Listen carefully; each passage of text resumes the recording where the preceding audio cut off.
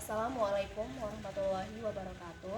Perkenalkan, nama saya Dewi Sartika. Saya dari kelas 7A AKPMM.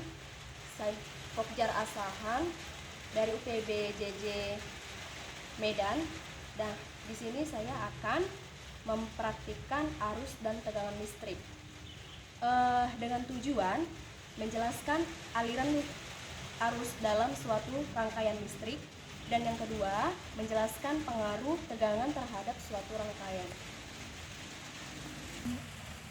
Alat dan bahan yang kita sediakan yaitu yang pertama baterai 1,5 volt 3 buah, yang kedua kabel penjepit secukupnya merah dan hitam, yang ketiga bola lampu dengan ukuran 2,5 volt sampai 3,6 volt 3 buah, yang keempat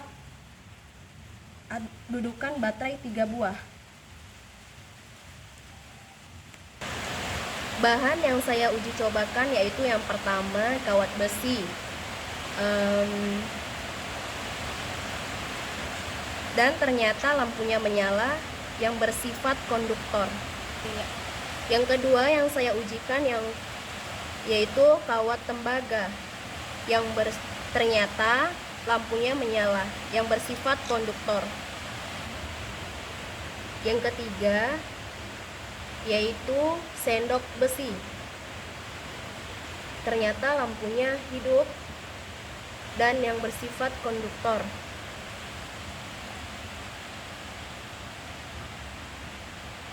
Bahan yang keempat yaitu kayu, ternyata lampunya tidak hidup dan bersifat isolator, tidak hidup. Bahan yang kelima yang saya uji cobakan yaitu karet penghapus, ternyata lampunya tidak hidup dan bersifat isolator. Yang keenam, bahan yang saya uji cobakan yaitu mata pensil, ternyata lampunya hidup dan bersifat konduktor. Yang ketujuh yaitu kapas, ternyata lampunya tidak hidup yang bersifat isolator. Yang kedelapan, uji coba tas plastik, lampunya ternyata tidak hidup yang bersifat isolator. Yang kesembilan, uji coba air keran, dan ternyata lampunya hidup bersifat konduktor. Yang terakhir, uji coba air garam, dan lampunya hidup ternyata bersifat konduktor. Akan melakukan percobaan yang kedua ialah tegangan listrik. Rangkaian yang pertama ialah rangkaian paralel dengan menghubungkan kabel ke baterai, tapi hanya ke ujung positif saja.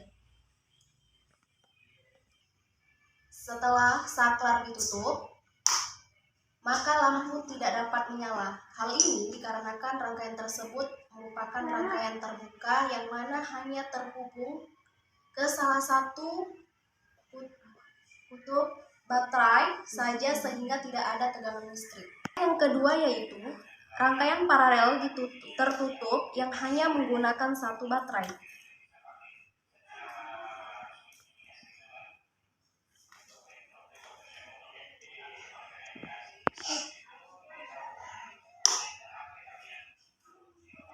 Pada saat saklar ditutup, lampu menyala redup karena hanya menggunakan satu baterai saja, sehingga tegangan listrik yang terjadi tidak terlalu besar yang membuat lampu menyala redup.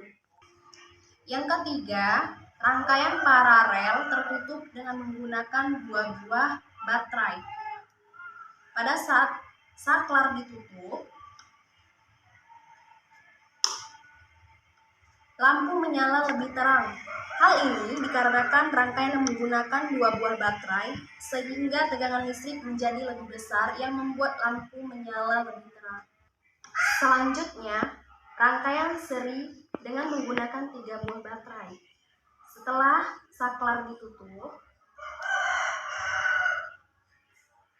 lampu tidak dapat menyala. Hal ini dikarenakan rangkaian seri terbuka, sehingga tidak ada tegangan listrik.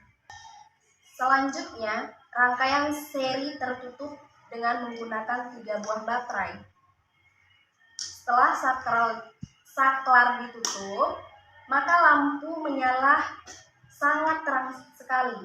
Hal ini dikarenakan rangkaian yang menggunakan 3 buah baterai, sehingga tegangan listrik menjadi sangat besar, yang membuat lampu dapat menyala begitu sangat terang. Demikian percobaan praktikum IPA di SD saya. Yang pertama, percobaan muatan listrik, dan yang kedua, tegangan listrik. Cukup sekian dan terima kasih. Wassalamualaikum warahmatullahi wabarakatuh. Assalamualaikum warahmatullahi wabarakatuh. Perkenalkan, nama saya Dewi Sartika. Saya dari kelas 7A AKPMM, UPBJJ dari Medan, Pokjar Asahan. Di sini saya akan mempraktikkan percobaan yang pertama, yaitu muatan listrik, dengan tujuan yang pertama menunjukkan adanya muatan listrik pada suatu benda akibat yang timbul dari sifat muatan. Dan yang kedua, memperlihatkan adanya gaya elektrostatika dua buah benda yang bermuatan.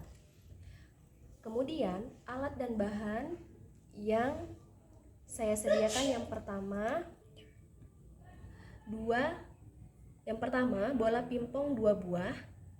Yang kedua, benang jahit secukupnya. Dan yang ketiga, lembaran wol dan nilon yang saya ganti dengan kain panel. Yang keempat, tas plastik. Yang kelima, isolasi. Yang keenam, sisir plastik. Yang ketujuh, potongan kertas kecil-kecil. Kemudian cara kerjanya yaitu, yang pertama, gantunglah sebuah bola pingpong pada bagian pinggir meja dengan menggunakan benang dan isolasi. Dan gosoklah tas plastik pada baju sampai beberapa kali. Terus Kemudian dekatkan plastik pada bola pingpong, sehingga yang saya amati pada plastik, di antara plastik dan bola pingpong, yaitu tidak saling tarik menarik. Kemudian yang kedua, gosoklah sisir pada rambut sampai beberapa kali. Kemudian dekatkan pada potongan-potongan kertas yang terletak di atas meja. Yang saya amati dalam butiran-butiran kertas dengan sisir plastik, yaitu tidak saling tarik-menarik. Yang ketiga, gosoklah bola kiri dan kanan dengan kain wol dekatan keduanya sampai hingga berapa kali. Yang saya amati pada kedua bola pingpong dengan kain wol, yaitu yang terjadinya tidak saling tarik menarik. Di antara kedua ini adalah saling tarik menarik. Dan yang terakhir yaitu kedua bola pingpong dengan menggesekkan dengan benang nilon.